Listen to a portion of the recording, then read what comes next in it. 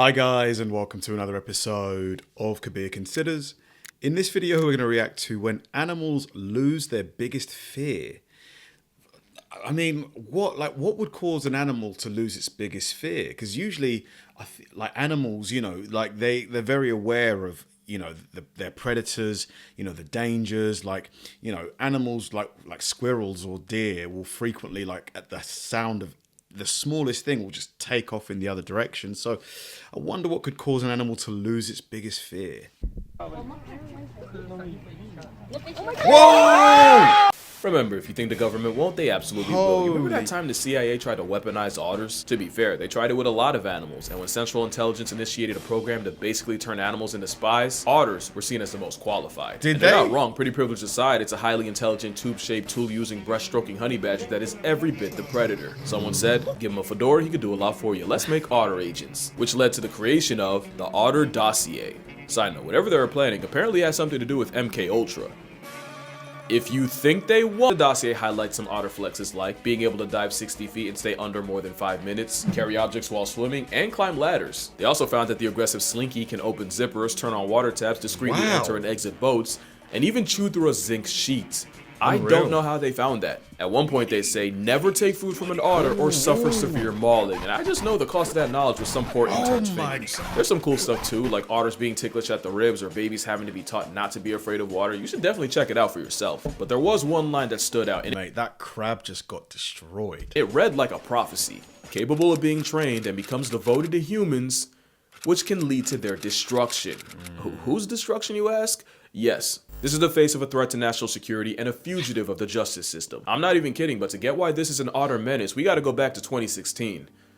It's always 2016. A young female otter was found abandoned and orphaned and was rescued and rehabilitated by Monterey Bay Aquarium, and in 2017, Otter 723 was released back into the wilds of Santa Cruz. Researchers then got reports of a rogue otter swimming up to boats and kayaks, and sure enough, yeah, it was Lady 723. Apparently she'd been getting fish and squid handouts from local animal lovers, not realizing that being friendly with humans now meant the freeloading seafarer would never be fit for the wild, and she was captured and deemed unreleasable. But not before they realized 723 was getting attention from more than just people, cuz she was pregnant, and they weren't about to make the same mistake with her daughter, and would often wear masks and ponchos, looking like they just raided Darth Vader's closet, all to make certain that she wouldn't get attached to humans. She got attached to humans. And a year after Daughter 841 was released, Monterey Bay started getting calls of a surfboard jacking otter. That's right, the same otter they tried so hard to keep away from humans was now going up to humans, and when I say board jacking, it's exactly what it sounds like, and before you think she's playing, that's not a bite of play, that's a bite of purpose. Remember the zinc sheet. So after multiple calls of people sacrificing their boards to this water weasel, officials decided to capture her, but fun fact, an animal recruiter for the CIA is harder to catch than a cold in the Kalahari. They tried to relocate her for months, but every time Outlaw Otter slipped away. She was on the run and swim, but she would have one more plot twist for everyone. Because after being MIA for a minute, 841 was spotted again, but this time with a pup, and because of that, officials gave up on trying to catch her and instead just tried to monitor the mother, meaning the board beef has been renewed for at least another generation. Jokes aside, this is a problem, because the second she bites someone, 841's becoming a forever 404, and otter jaws are built to humble clams and sea urchins. So if you get bitten by an otter, can you get rabies, or is that only if it has rabies already? Probably wouldn't feel good to get clamped by one. Or 8.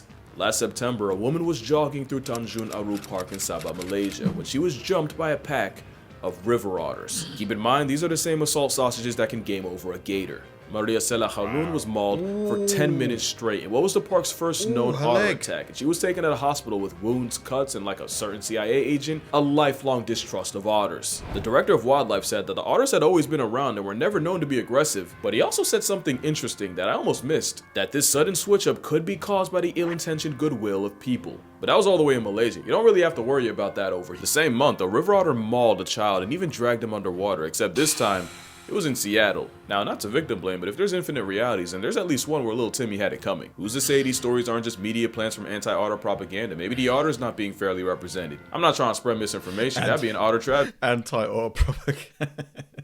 which is why I'm working with Ground News. Ground noticed something. 723 was raised by people, fed by people, and ultimately got too comfortable with people. Her daughter likely also got handouts from humans. And Maria Cela got jumped by an onslaught of otters in a park where people were likely already regularly feeding them. Now don't get me wrong, it's still a warmongering, waterproof Wolverine weaponizing the power of plurality. But it seems they don't really become a threat until they lose their fear of humans. I see. You ever hear of human arrogance?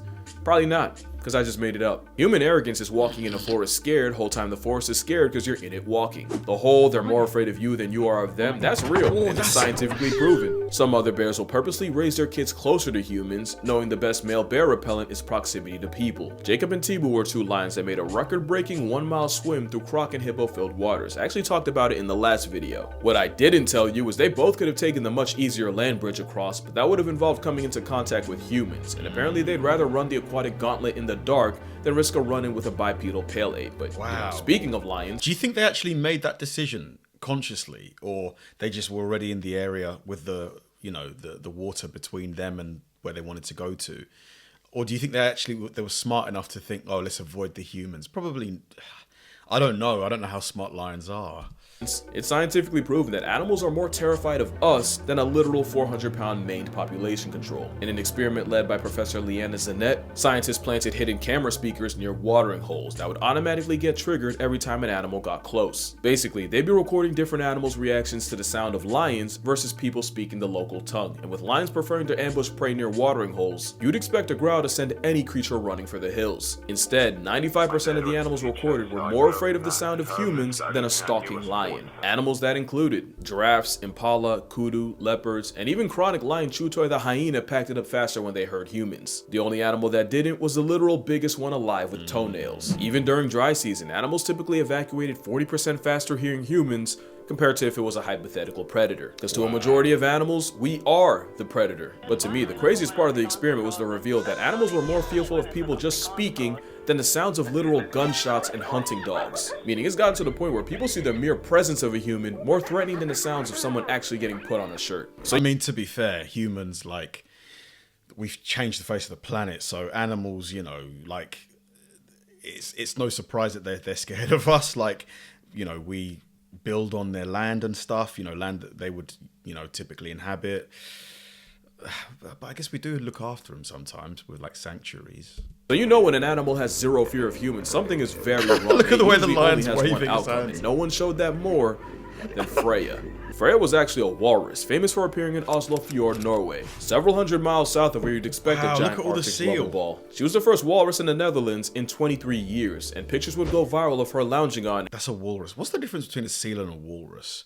Because they're fairly similar, aren't they? and sometimes sinking boats. And with her being friendly enough to approach people, the walrus would become a national and then international figure and was given her name. But you already know we can't have nice things. Freya didn't fear humans, and unfortunately the feeling was mutual, with crowds of people getting way too close to her, people trying to swim with her, and even at some point pelting stuff at her. Officials tried warning the public of, the health risks of playing with a 1,300-pound ship retiring tusk seal, but even after Freya literally chased a woman into water, of course nobody listened. Officials were banking on Freya leaving on her own, but she didn't, and neither did her crowd. In fact, it only got worse. So the night of August 12, 2022, 4 government officials patrolled the marina with a rifle, and by sunrise, Freya was... Oh, yeah. no. Now, the situation's a lot more complicated than I just made it sound, so I do recommend checking out Kay Passionate's video on the matter. She's a friend of the channel, she actually works with walruses, and I feel like she's a little more qualified than, internet backwards hat guy. But if you're asking what I think, man, look, I want to see both sides, and I kind of do. Airdropping an aquatic animal, especially one the weight of a buffalo, especially when tranquilizing isn't even an option, is a lot harder than you think. There's a good chance to stress with a flatline Freya anyway. It would only take her bumping into a child once to turn both into a hashtag. But if you're really asking me, I don't think euthanasia should have been on the table. Yeah. Anything would have been better. Worst comes to worst, hot take, if someone actively chooses to cozy up to a 1,000-pound half-evolved snow hippo and gets past tense in the process, you really can only charge it to Darwin. I mean, couldn't they have taken the walrus and, put it somewhere, put it in a van or something? Did we have to, I don't know if it's a sea puppy thing gone too far, but I do not know when people decided to stop taking seals and sea lions seriously. It's basically a rebranded beach bear. It really is like we went back to 2016 and harambeed ourselves all over again. And for being named after a Norse goddess, Freya got done nasty for a walrus whose only crime was trusting people. And now, all that's left of her is a statue named, fittingly, for our sins. So yeah, you probably couldn't tell, but the Freya stuff pissed me off, especially since I swear we're about to do it again. Neil is a southern elephant seal that went viral for being an adorable menace to the people of Hobart, Tasmania. Neil's lore is his mom likely got lost, and instead of having him on Macquarie Island with a colony of other seals, instead he spawned nearly 1,000 miles away on the Tasman Peninsula. Two big problems: one, this meant Neil would be hardwired to return to the same beach on Salem Bay, and two, with a distinct lack of other seals, Neil would interact with anything that moved, including people, dogs, and even cars, which meant Neil had absolutely zero fear of people. One woman even had to call out of work after Neil fell asleep in front of her car and literally sealed her in her own house. And with southern elephant seals maxing out at Oh my god, look at the size of him.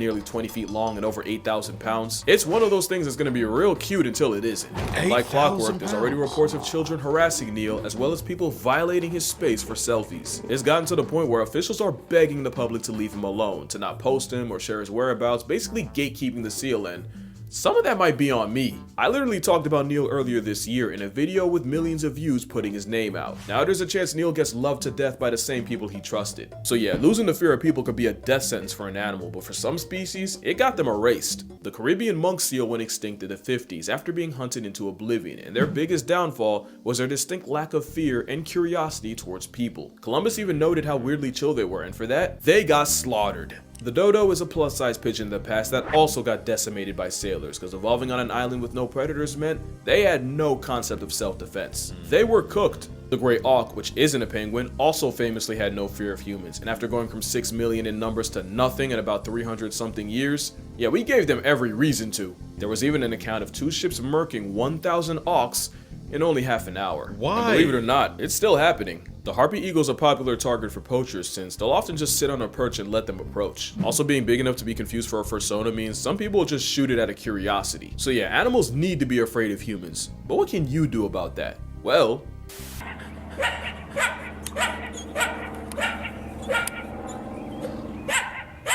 quick pop quiz. You're being stared down by a coyote. Should you A, make yourself look bigger, B, spray him with water, C, cause an absolute fucking scene, or D, put the fear of God in Wiley? I'd say spray it with water. B, right? Well, if you picked any one of these, you're wrong. It's actually E. Yes. You see, in college, hazing is something that gets fraternities shut down. In the wild, hazing is scaring an animal enough to factory reset its behavior and make it want to avoid anything human. I see. Obviously, there are exceptions, like if the coyote's hurt, sick, or with kids, then you want to fall back because they might just call your bluff. It's not to hurt them, quite the opposite. Making them prejudiced towards people is the nicest thing you could do for them. Because when you feed a wild animal, you're almost certainly marking them for death. And sometimes it's not just theirs. Okay, let's do this one last time. Baboons in Cape Town have gotten bold enough to mug women and children, break into houses, and even commit carjackings. And the most likely reason was Imagine getting carjacked by a baboon. tourists kept feeding baboons until not only they became habituated with people, after associating humans with food, they started demanding it. And like with 841, this is the other side of forgetting the fear of humans, and baboons might not even be the worst offenders. Macaques in India have been living alongside humans for centuries, and not only do they get the benefit of easy food, the monkeys are also revered in Hinduism. But then you had the same issue of expectations leading to aggression, except the monkeys took it a step further. These monkeys are master pickpockets that are smart enough to recognize items of value, snatch them, and then use them as ransom, and negotiating food is the only way you get your stuff back. The smartest ones will even give your stuff back one at a time just to maximize profit. But you know, brute force works too. That is a scare. Look at the face. Jesus, look at the fangs. The canines. Oh.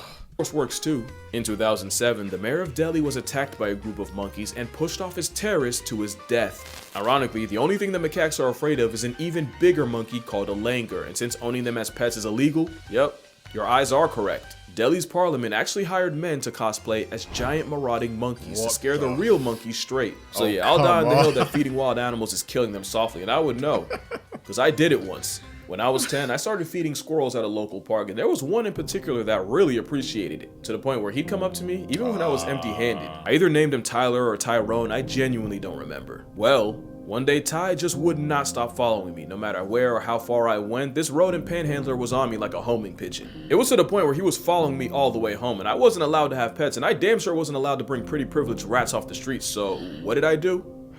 I I took a nut, launched it bounced off a reservoir. I live next to a reservoir, by the way. It landed in the street, my guy Ty followed, and as you can guess, the story ended with one less squirrel. I was not okay for a while. And don't worry, I get my karma later in life when I got jumped by a pack of squirrels in the middle of New York for half a peanut butter sandwich. And yes, every word of that was true. Like an idiot, I fed 1, 1 turned to 2, 2 became 6, 6 spawned 12, and that is unironically the most I've ever been afraid of 12. So what's the moral here? What can be killed with hate can also be smothered by love, that animals are best appreciated from a distance, that the CIA created weapons of utter destruction. I need to learn more about this CIA otter project thing. Like, is this actually true? Nah. How about leave these seals the f*** alone? But yeah, that's gonna do it for this video. Drink water, hug your mother, touch grass, call your brother. Oh my god. Another brilliant video. It's such a shame that, you know, humans and animals just can't really sort of inhabit the same areas without, you know, there being sort of some kind of conflict happening. I guess, you know, because the difference in intelligence levels, we can't like reason with the animals. We can't be like, oh, if I feed you this one time, don't come back. Like, so they just keep coming back. And obviously you can't feed them every single time. So it then causes issues. But yeah, the otter project, the CIA one, did the CIA, did they really invest taxpayer dollars into trying to weaponize otters? It just sounds ridiculous. Thanks for watching, guys, and I'll see you in the next one.